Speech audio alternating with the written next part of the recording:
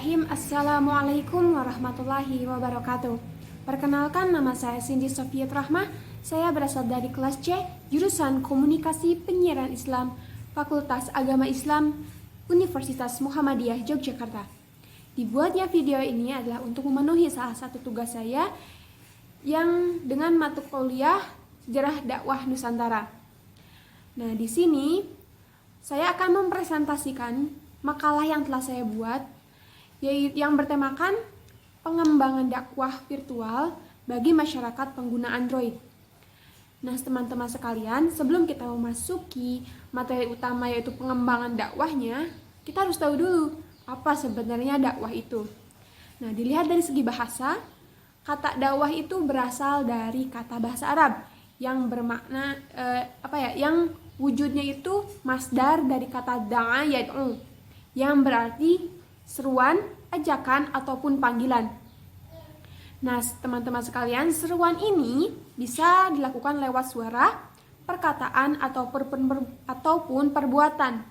Dakwah pula dapat berarti doa, ialah harapan atau permohonan kepada Allah Subhanahu wa Ta'ala.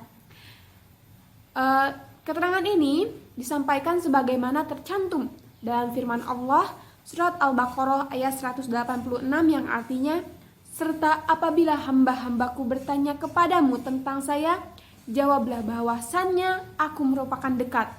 Aku mengabulkan permohonan orang yang berdoa apabila dia berdoa kepadaku, hingga hendaklah mereka itu penuhi perintahku, serta hendaklah mereka beriman kepadaku, supaya mereka senantiasa dalam kondisi kebenaran. Nah, teman-teman sekalian, kata dakwah pula berarti mengajak kepada kebaikan, serta pula terdapat yang berarti mengajak kepada keburukan. Nah, kata dakwah yang berarti mengajak kepada kebaikan bisa dilihat dalam Al-Quran, di antaranya surat An-Nahl ayat 125 dan surat Yunus ayat 25.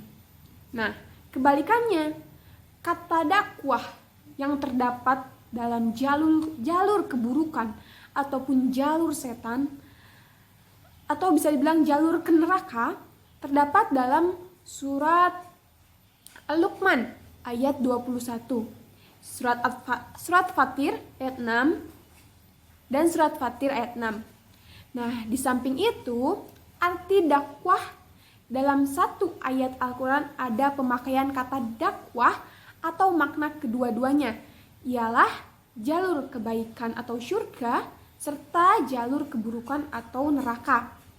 Semacam ada dalam surat Al-Baqarah ayat 221.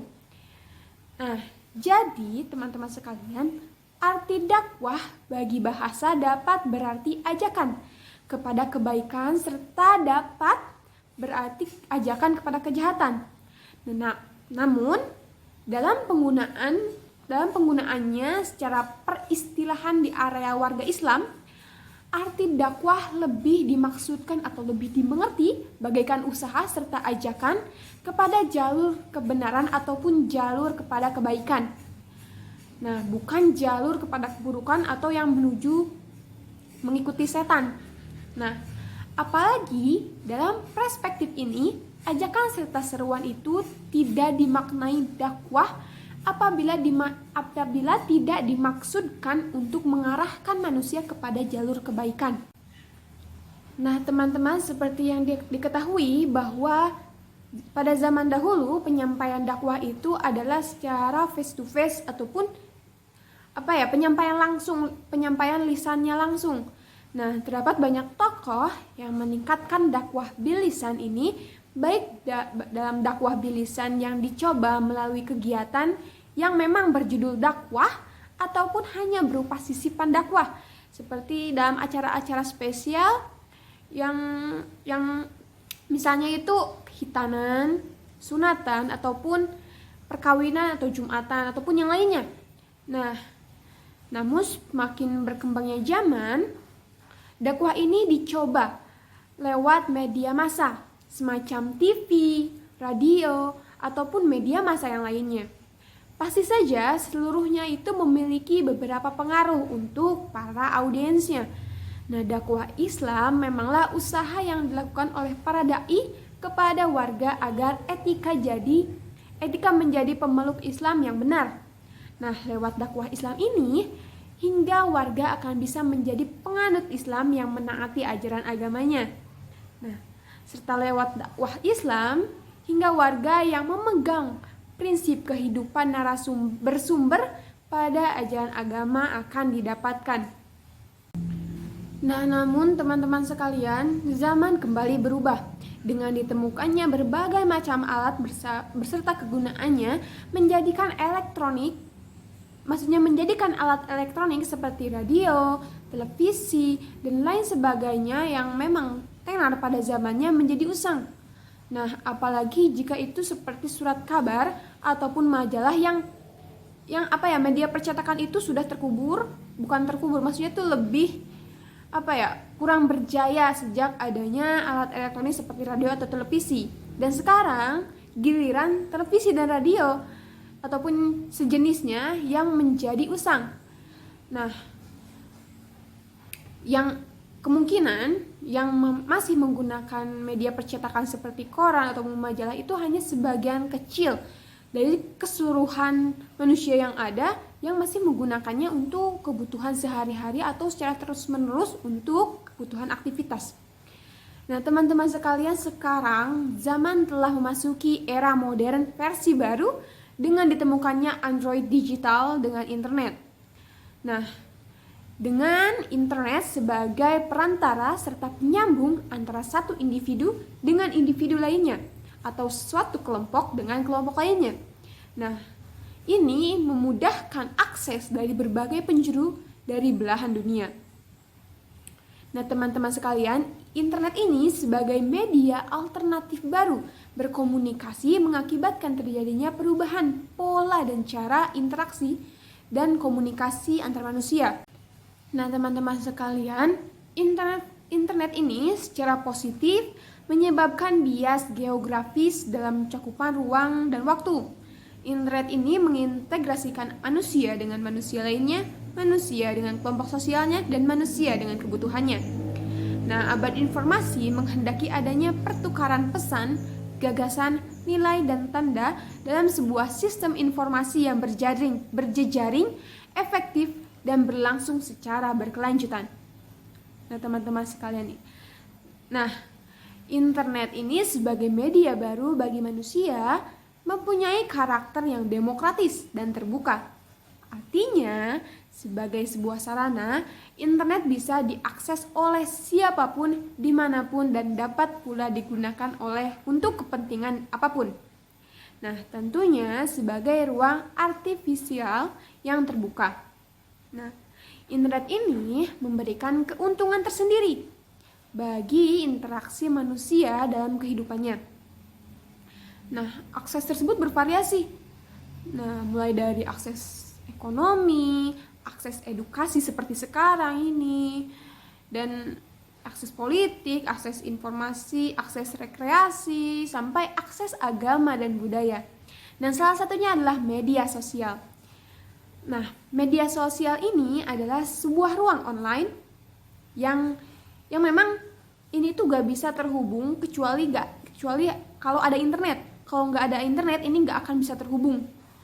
Nah, di mana penggunaan media sosial atau ruangan online ini, para penggunanya bisa dengan mudah berpartisipasi, untuk berbagi dan menciptakan isi pesan meliputi blog, jejaring sosial, wiki, forum, dan dunia virtual. Nah, blog dan jejaring sosial ataupun wiki merupakan bentuk media sosial yang paling umum digunakan oleh masyarakat di seluruh dunia. Jadi bisa dikatakan bahwa media sosial adalah ruang untuk saling bertukar informasi secara luar. Melihat dari berbagai segi, internet merupakan jalan untuk mempermudah hidup. Nah, terlebih lagi, sekarang ini telah diciptakan aplikasi-aplikasi yang menggunakan gadget. Nah, untuk seperti yang sudah dibahas tadi bahwa ada wiki ataupun blog, itu pun kebanyakan sekarang ini sudah jarang yang memakainya karena ditemukannya bermunculannya berbagai aplikasi-aplikasi terbaru yang memang itu lebih menarik dan lebih mudah diaksesnya.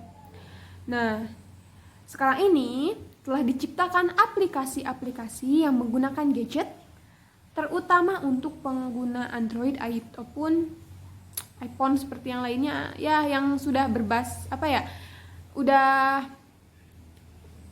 koneksi internetnya ataupun kebanyakan orang yang memakainya gitu. Aplikasi tersebut menjadi media massa yang sangat diminati oleh kaum pengguna gadget. Nah, dengan ketenaran media massa ini, aplikasi-aplikasi tersebut bisa dijadikan sebagai sarana ataupun menyampaikan dakwah di masa kini. Nah, dakwah Islam mau tidak mau harus bisa mengikuti perkembangan zaman. Dengan berbagai perubahan yang terjadi, Islam dalam berdakwah harus mampu beradaptasi dengan keadaan jika tidak ingin menjadi terbelakang oleh lainnya. Seperti yang telah disebutkan tadi bahwa bisa dengan media sosial, media massa seperti televisi ataupun radio, itu Islam mengikuti perkembangannya dengan terjun kepada terjun di sini itu menggunakan ataupun langsung menggunakan televisi ataupun radio, tidak harus selalu face to face ataupun ya saling bertatap muka seperti itu, tapi menggunakan televisi ataupun radio. Nah, berkembangnya zaman seperti yang tadi sudah saya sebutkan bahwa berdakwah Islam bisa dilakukan melalui blog ataupun wiki yang seperti yang tadi saya sebutkan atau forum yang lainnya. Nah, sekarang dengan adanya aplikasi-aplikasi yang terbaru, Islam pun ikut memeriahkan aplikasi tersebut dengan dakwah Islam tentunya. Nah, di antara aplikasi-aplikasi yang digunakan Islam untuk berdakwah, di antaranya adalah pertama Instagram. Nah, Instagram ini disebut juga IG atau Insta, yang merupakan sebuah aplikasi berbagi foto, mengambil video atau menerapkan filter digital dan membagikannya ke berbagai layanan jejaring sosial, termasuk milik Instagram sendiri. Nah, menurut Bambang Dwi Atmoko, Instagram adalah sebuah aplikasi dari handphone yang khusus untuk media sosial yang merupakan salah satu dari media digital yang mempunyai fungsi yang hampir sama dengan media sosial lainnya, namun perbedaannya terletak pada pengambilan foto dalam bentuk atau tempat untuk berbagi informasi terhadap penggunanya. Nah, dengan fitur yang menarik ini, media massa Instagram hanya terdapat dalam ponsel pintar ataupun Android. Dikatakan akhir tahun 2015, Instagram telah mencapai 22 juta pengguna aktif per bulan di Indonesia. Nah, ini adalah merupakan suatu kabar baik bagi pendakwah atau dai untuk aktivitas dakwah menjadikan Instagram sebagai media dakwah. Juga diketahui bahwa tanggal 22 Juni 2016 pengguna Instagram kini telah mencapai 500 juta pengguna. Nah, itu tadi yang pertama adalah Instagram. Untuk yang kedua adalah Facebook.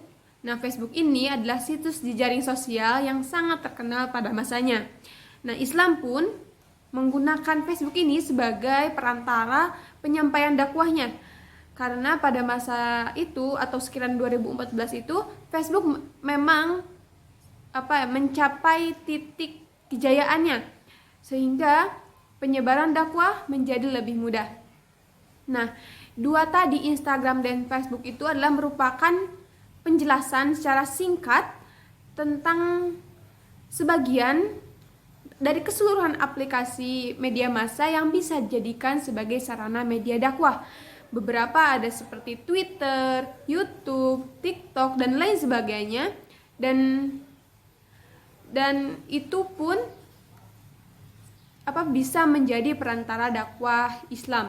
Nah, untuk kesimpulan yang dapat diambil adalah bahwa sebelum peradaban manusia berhenti secara total, perkembangan dakwah akan terus berlanjut karena dakwah bukanlah suatu kegiatan yang hanya bisa dilakukan sekali-kali, tetapi merupakan suatu kegiatan yang dilakukan berulang secara terus-menerus. Nah, dengan perkembangan zaman, metode penyampaian dakwah pun akan berbeda-beda.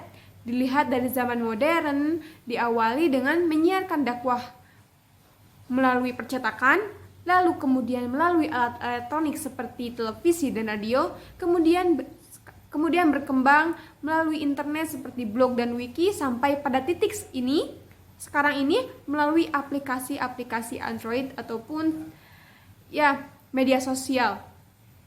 Dan untuk kedepannya pasti akan terjadi perubahan kembali karena dakwah Islam harus mampu beradaptasi dengan keadaan zaman yang memang selalu berubah-ubah. Nah, mungkin itu saja yang dapat saya sampaikan. Saya mohon maaf bila terdapat banyak kesalahan, baik itu perkataan ataupun perbuatan saya.